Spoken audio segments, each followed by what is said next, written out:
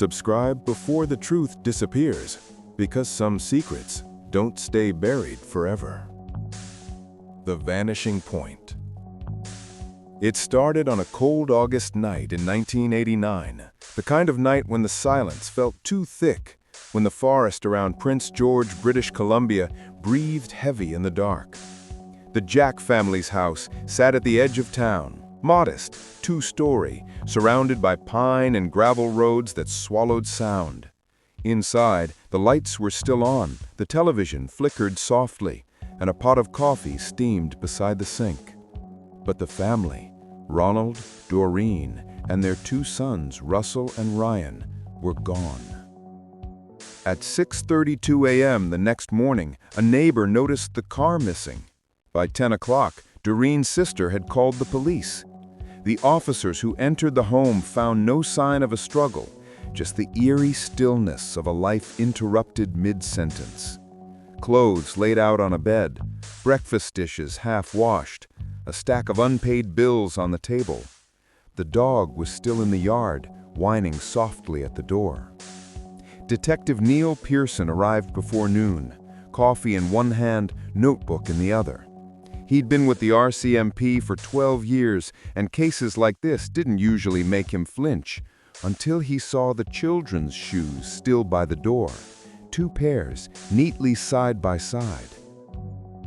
He said, "They left in a hurry, but not like they were running from something, more like they were chasing something they trusted." He was right. 2 nights earlier, Ronald had been drinking at the Caribou Tavern. He was a quiet man, the kind who spoke with his eyes before his mouth, and the kind who'd been out of steady work for months. That night, a stranger had bought him a beer, said his name was Brian, claimed he ran a small logging operation north of town, needed men willing to work hard and bring their families, food and lodging included. "Start next week," Brian had said, smiling in that easy, practiced way that made even the cautious lean in. "You and the missus won't regret it." Ronald had gone home that night with a spark of hope. The next evening, he told his sister-in-law that a man would pick them up for a job. "We'll call once we're settled," he'd promised. They never did. When Neil traced the tavern's surveillance tapes, the stranger's face was always in shadow, just a blur under the neon beer signs. Witnesses described him vaguely: tall, maybe mid-40s, dark hair, drove a beige pickup, but none of them could agree on his accent. Some said northern. Others said he sounded like he wasn't from around there at all. Neil called every logging camp from Prince George to Fort St. James. No one had ever heard of a Brian matching that description. There were no new hires that week, no missing trucks, nothing. And yet, the bartender remembered something odd. He said, when he left, he dropped a napkin on the counter. I was about to toss it until I saw the writing. Neil took the napkin, sealed in an evidence bag. On it, in neat, slanted handwriting, was a message: "They'll find peace where the river bends." Days turned to weeks. The story spread fast. Missing family of 4, no trace, no ransom. The newspapers called it the Vanished Jacks. Reporters came from as far as Vancouver, camping outside the police station, waiting for a miracle that never came. By winter, the investigation had stalled. The local forest workers said the police were chasing ghosts. Neil didn't believe in ghosts, but every time he looked at the case file, he felt the weight of something unfinished pressing on his chest. Then, one night in January 1990, a call came in from a payphone just outside town. The dispatcher barely caught it. A male voice, calm, even. "They're gone. You'll find them when the snow melts." Then the line went dead. The call was traced to an abandoned gas station near Highway 16, a stretch of road later infamous for disappearances. No fingerprints, no witnesses, only one faint boot print, half filled with melted snow.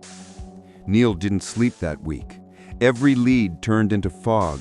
He'd drive the highway at night, headlights bouncing off trees, eyes darting between ditches and tree lines, looking for anything, a scrap of fabric, a flash of color, a sign that the world hadn't just swallowed a family whole. But the world gave him nothing.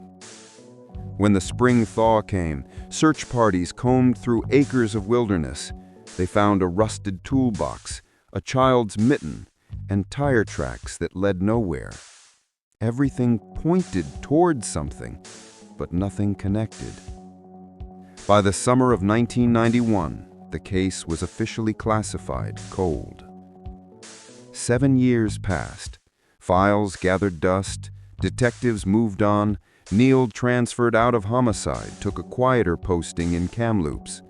But every year, on August 2nd, he'd visit Prince George, drive by the Jack's old house, now boarded up and silent.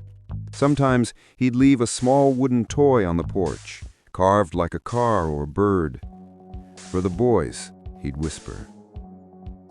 Then, in January 1996, everything changed. It was a Thursday morning when a plain brown envelope landed on Neil's desk. No return address, postmarked from Dawson Creek. Inside, folded into a single sheet, was a typed message. No handwriting, no signature. They're buried near the ranch. Beneath the words was a crude hand-drawn map, a curved road, a fence line, and an X marked near a cluster of trees. Neil's hands trembled. The typeface, Courier, old and smudged, looked familiar. He dug into his old case box, still kept in the back of his filing cabinet, pulled out the plastic bag with the tavern napkin. They'll find peace where the river bends. He stared at the slanted letters, the spacing between the words. The same typewriter. The next morning, Neil drove 3 hours through ice and fog, following the rough map. The coordinates led to an old property off Route 27, a ranch that hadn't seen life in years. Snow covered the fields, fences half buried, the barn caved in like a broken rib cage. He climbed over the gate, boots sinking into the white crust. A few meters in, he saw something sticking out of the snow, metal, cold and dull. He brushed it off. It was a fragment of a license plate. British Columbia tag. The first 3 letters matched Ronald Jack's pickup. His throat tightened. Jesus, he muttered. He radioed for backup, marking the site. As he paced around the area, his flashlight caught something else. The faint shape of words carved into the barn. He took all 4. The same phrase, the same message that had haunted him for years. His heart pounded as he stepped back, the wind slicing through the empty fields. Whoever wrote it wanted to be found, or worse, wanted to remind him who was still in control. Behind him, a crow called once, its echo stretching across the frozen land. He looked up, scanning the horizon, and that was when he saw it. Footprints, fresh, leading away from the barn. Not old, not weathered. Someone had been there within the hour. He followed the tracks to the tree line, gun drawn, snow crunching beneath each cautious step. The prints led to a small clearing, then stopped. No sign of a struggle, just silence. He crouched, brushing aside the powder, and that's when he saw it. Another envelope, half buried. He tore it open with shaking fingers. Inside, a single line. You're getting close. He froze. Every instinct screamed that he was being watched. He turned slowly, scanning the woods. Nothing but white and shadow. But then, from somewhere deep between the trees, came the faintest sound, the click of a camera shutter. He spun toward it, heart racing. Only the forest stared back, and in the distance, a dark figure slipped silently between the pines, vanishing before he could move. Night folded over the abandoned ranch like a heavy coat, and the wind shoved cold through the seams. Backup finally arrived. 2 cruisers, a canine, a crime scene van that whined like a tired animal. Blue lights washed the barn in pulsing color. Neil briefed the team, kept his voice low, eyes on the tree line where the fresh footprints had dissolved into darkness. Whoever had watched him was gone, or had learned to become part of the forest. They worked the yard in slow, disciplined grids.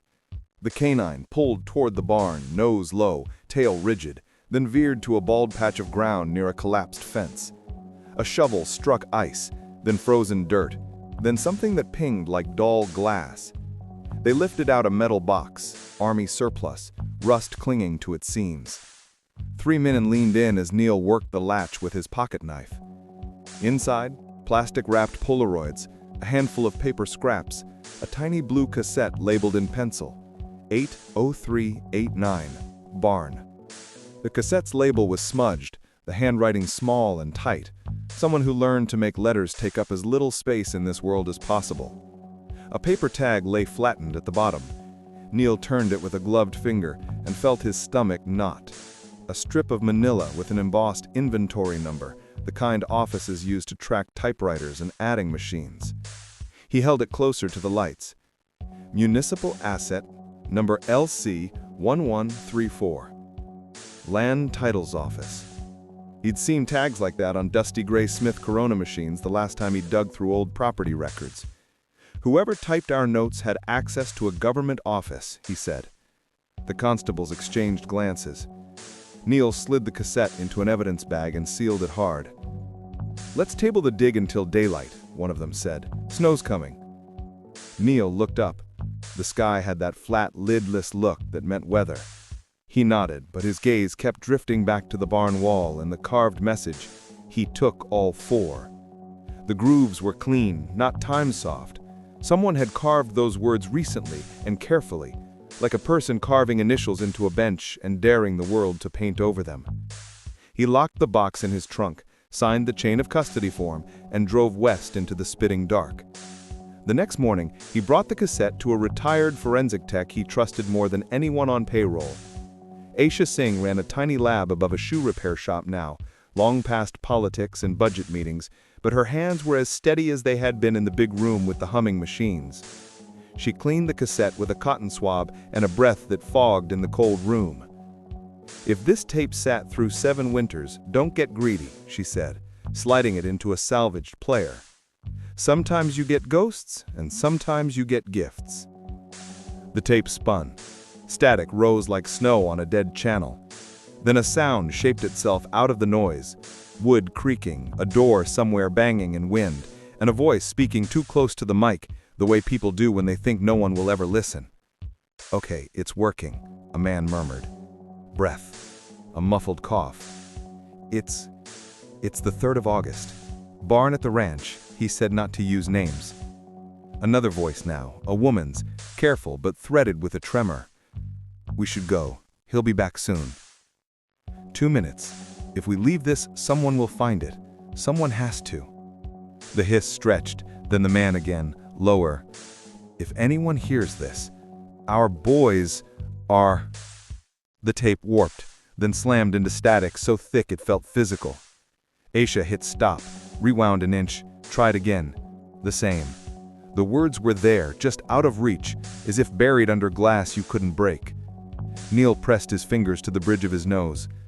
That cadence. He'd heard Ronald Jack speak twice in recordings taken from old tavern interviews in '89. The man's pauses were like careful stepping stones. This felt like them.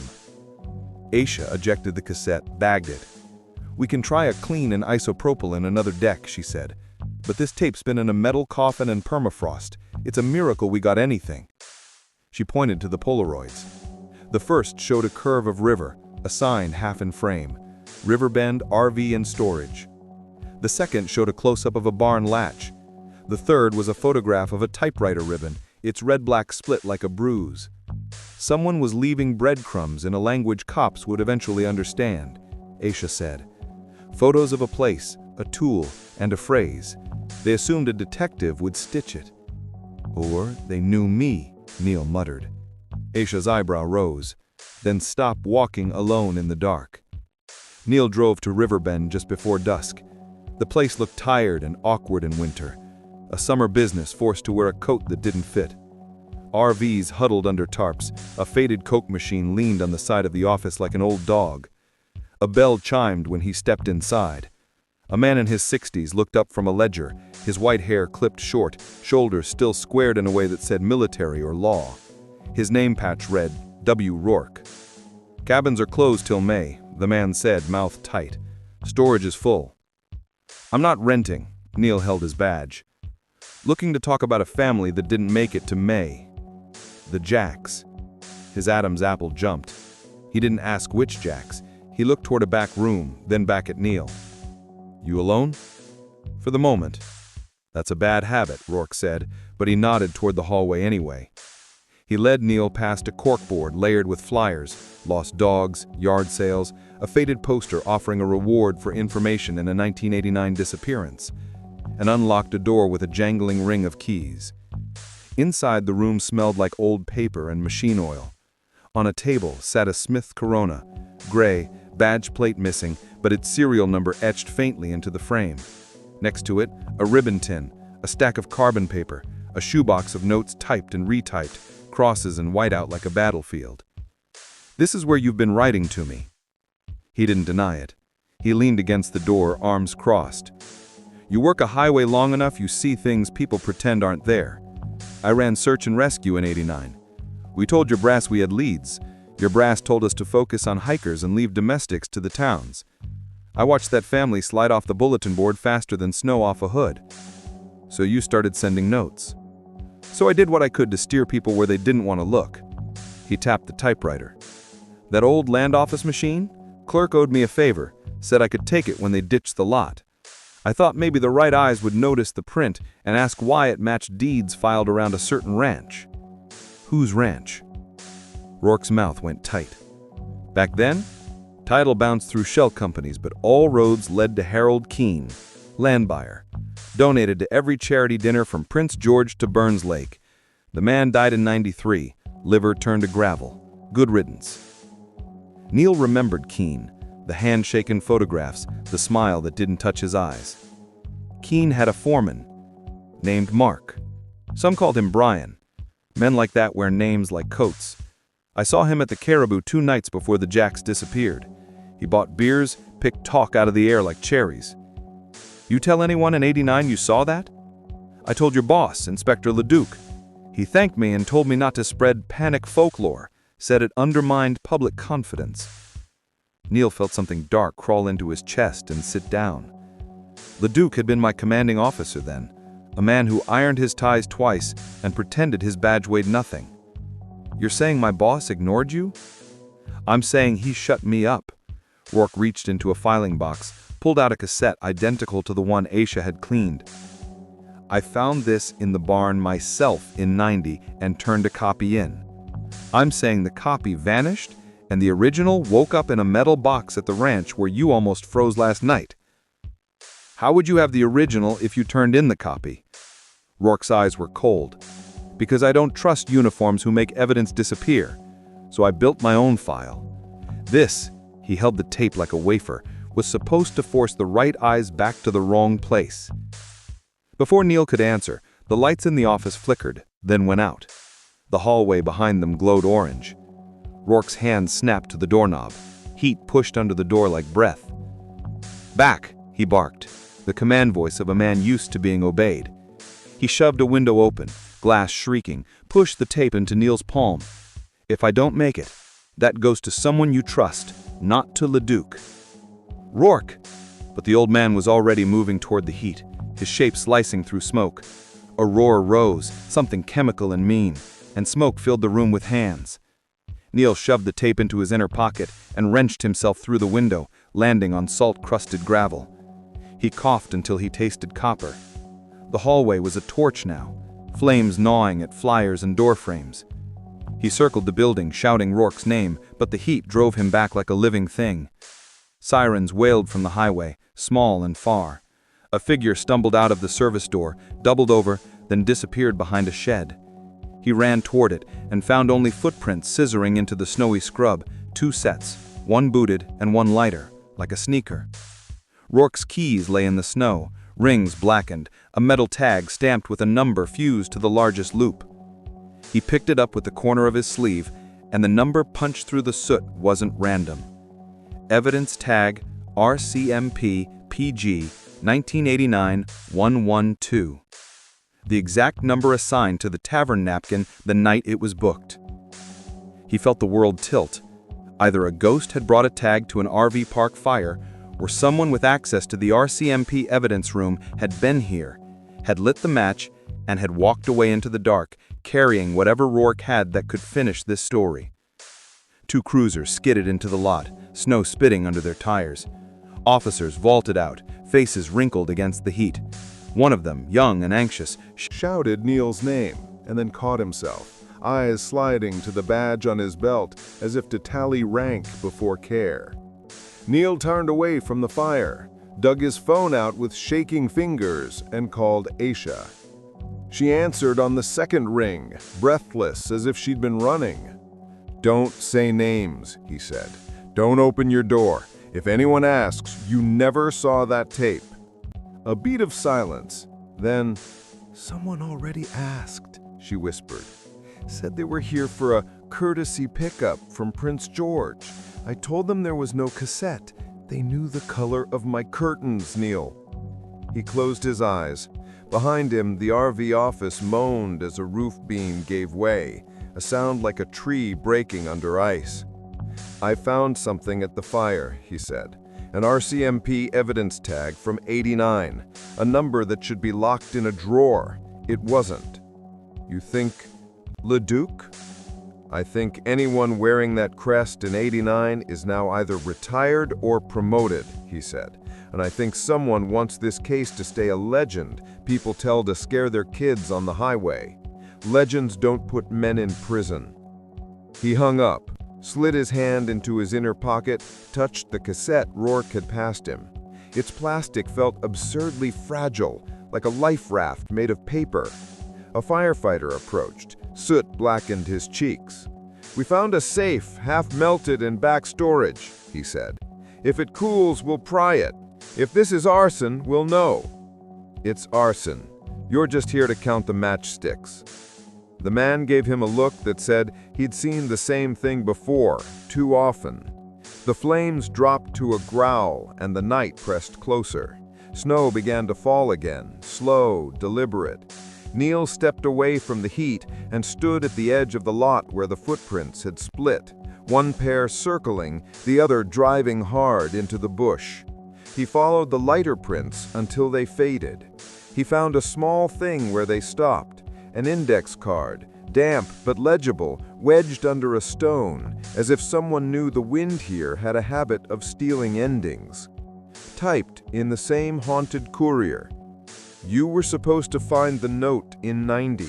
Leduc moved it. The boys hid the rest." He read it twice, 3 times. The boys. His mind slid back to the metal box, the photos of the river, the ribbon, the tape whispering from the barn. Children stashing pieces of a story where grown men would not look.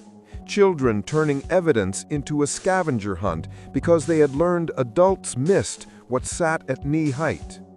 If the boys had hidden the rest, then this wasn't only a graveyard, it was a map. He looked toward the dark ribbon of trees and the faint hint of water beyond, and knew where he had to go next. The river bend, where summer campers pitched chairs and kids skimmed stones, where you could bury truth in plain sight and count on winter to keep it secret. His phone buzzed in his pocket. A text from an unknown number, no name, no greeting.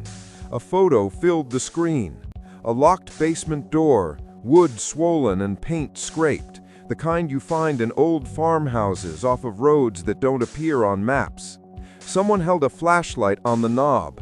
In the corner, chalk scrawl, RJ plus DJ plus R plus R. Then the second text arrived, a single line of type. When you open this, everything changes. The snow stopped before dawn.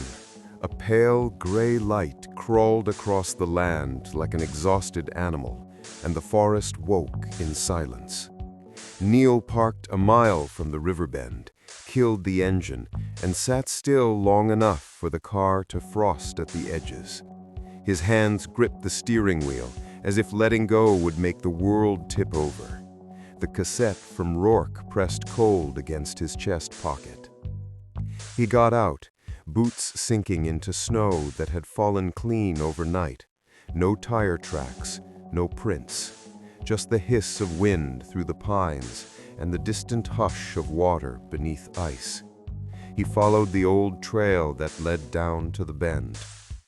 The river was half frozen, its surface veined with cracks that shone like glass. On the far bank, the ruins of a small cabin leaned toward the water. The roof had collapsed inward, but the chimney still stood, black against the sky. The place felt wrong in a quiet way. Not haunted, not cursed, just watched. Inside, the air smelled of ash and damp wood. A cot frame rusted in the corner.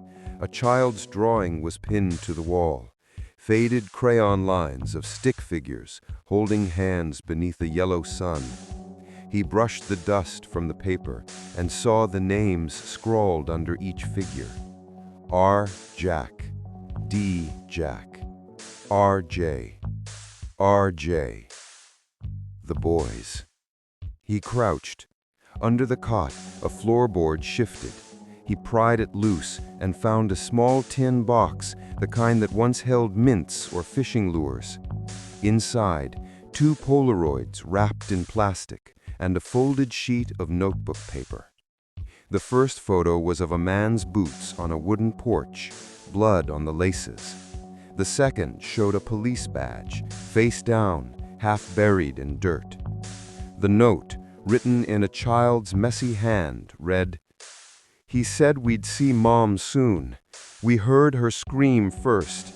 We ran. We hid by the river. We left this so someone would know." Neil's breath caught. His eyes burned, not from the cold.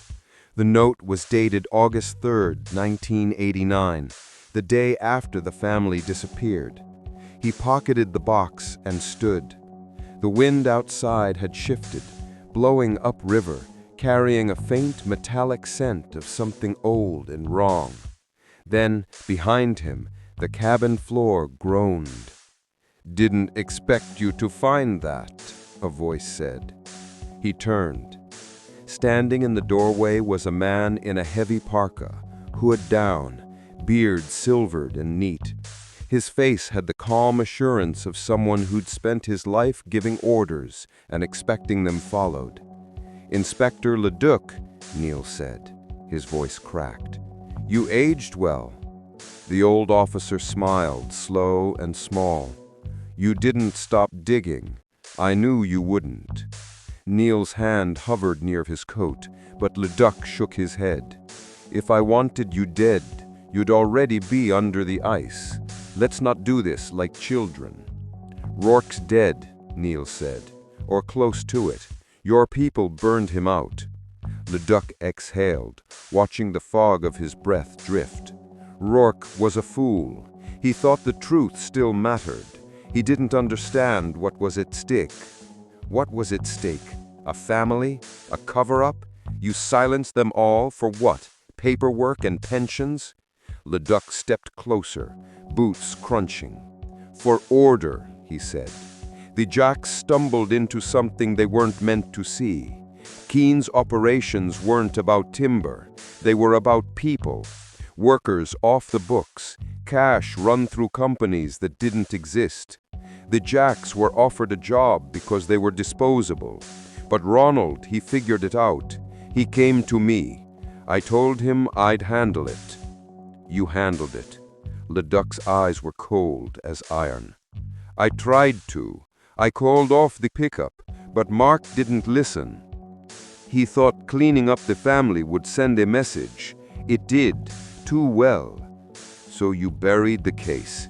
I buried a mistake, and for 7 years it stayed buried, until you started following old ghosts again, until Rourke sent that map." Neil stepped closer. "Why send the notes then? Why keep poking the wound?" "Because guilt grows teeth. Some nights I almost wanted to be caught. Almost." He reached into his coat. Neil tensed, but Leduc only pulled out a small envelope. It was damp, edges softened by years. "The last thing Ronald wrote, before Mark took them to the ranch. He gave it to me the night before. I never read it."